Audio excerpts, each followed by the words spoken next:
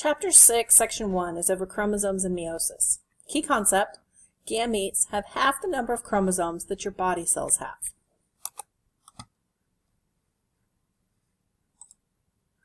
You have body cells and you have gametes. Your body cells include everything like your skeletal tissues, your skin cells, things like that. Your sex cells are your gametes, and so you either have sperm or you have eggs. Your body cells are also called somatic cells.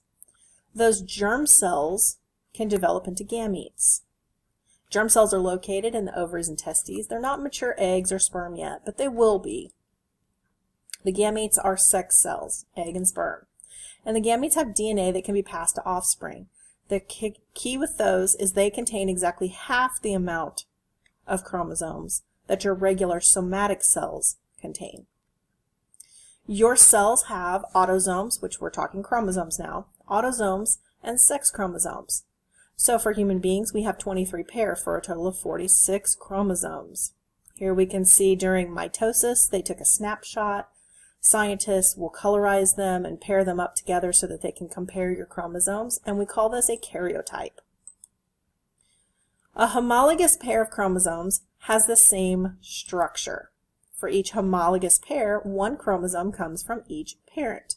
So here we're talking about, like, this would be your left sock and this would be your right sock. They're essentially the same thing. They contain the same toe print, and let's say that they have something written up on the top. They would be the same, just on opposite sides.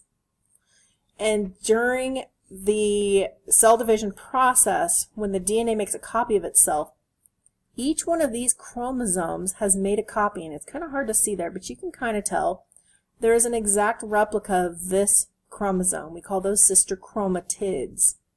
So together, so all four of those, we call that a homologous pair, the left sock and the right sock.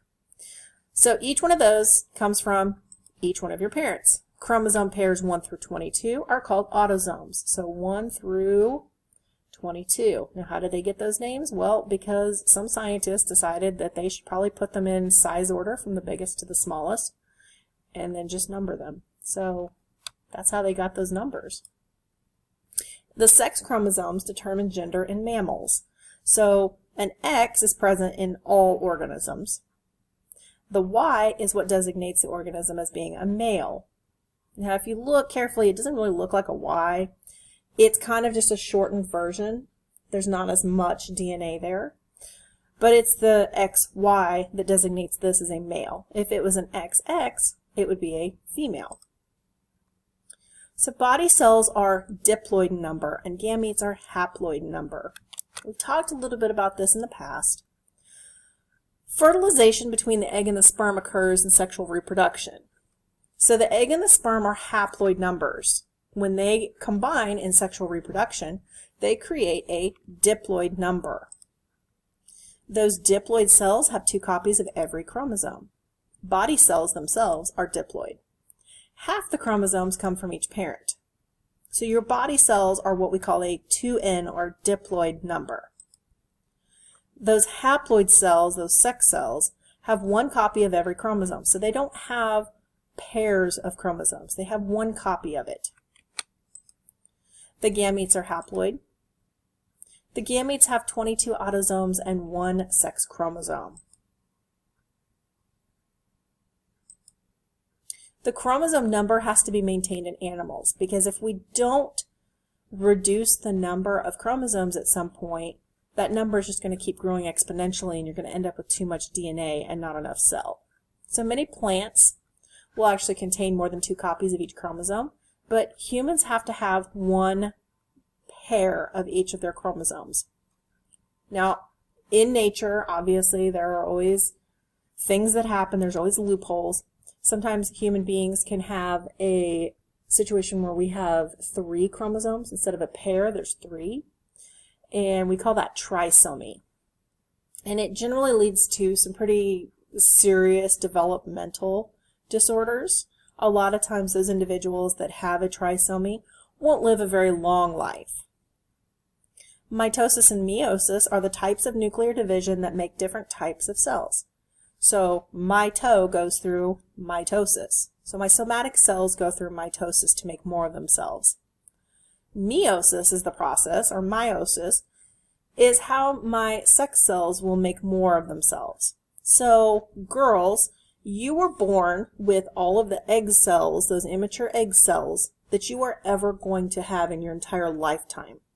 So all of the oocytes were already present when you were born in your ovaries. Even though they weren't ready to grow and mature and go through meiosis yet, they were still there.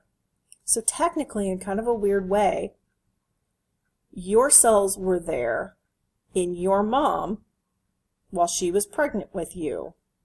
So your children will actually have been with you, kind of, sort of, while you were still a growing, developing fetus inside of your mom.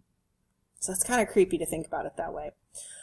Boys, nothing really cool like that. You're consistently throughout your life from puberty on making new sperm cells. New spermatocytes are being constantly produced. So mitosis makes more diploid cells. They produce genetically identical diploid cells. It takes place throughout your entire lifetime, and this is involved in asexual reproduction. Meiosis, though, makes haploid cells from diploid cells.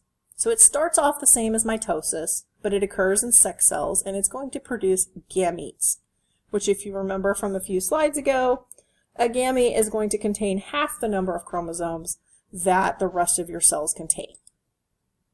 So meiosis will go through the first division that looks an awful lot like mitosis, but then the second division will split again without the benefit of interphase. So there's no second interphase here.